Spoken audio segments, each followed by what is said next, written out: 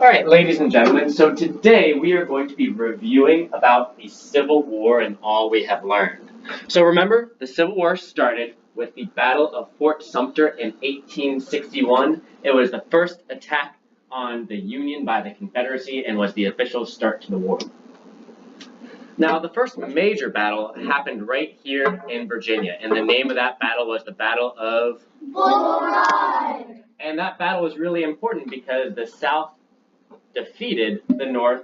The North thought it was going to be an easy win, but it wasn't because of this guy. And this guy's name was Stonewall Jackson. Bingo. And he was a Confederate general who refused to retreat, and that's how he got his nickname. Look, there stands Jackson like a stone wall, and that's why we call him that.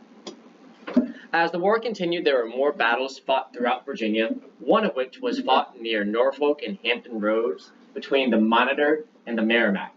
And this battle ended up resulting in a draw, which means the same thing as a tie. Bingo. Man, you guys are on fire. Now, as the war continued, more battles occurred throughout Virginia, and the South continued to win many of these battles. One of those battles was the Battle of Fredericksburg, which happened near the Rappahannock River, where a Confederate general, whose name was Robert E. Lee, defeated the Union again, and it was the Union's most crushing defeat.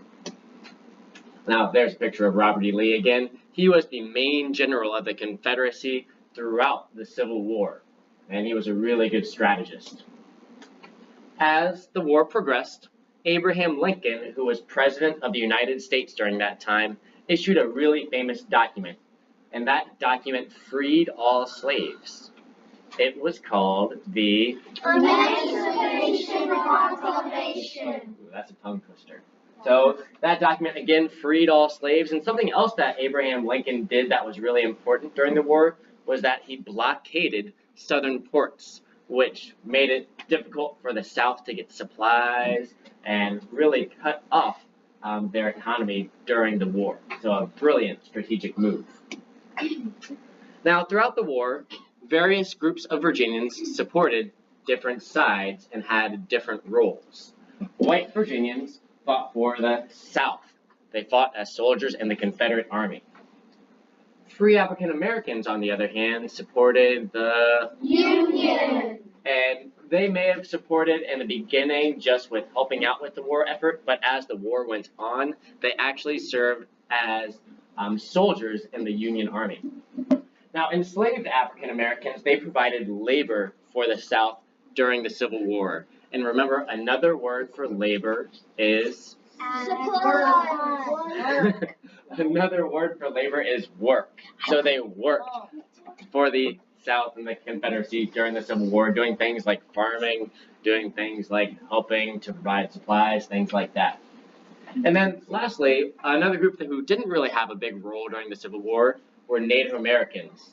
They remained neutral, which means that they did not take Sides. We got it back together, guys. And now, as the war went on, the tides began to shift, and the Union began to win more and more battles. And eventually, the Union Army marched close to Richmond. And when the South was on the run, the Southerners evacuated Richmond and burned the city. So, General Ulysses S. Grant, who is this guy right there, led the Union Army into the burning city of Richmond near the end of the war. Now, because the South was beginning to lose and beginning to become exhausted, Robert E. Lee decided that it was time to finally surrender.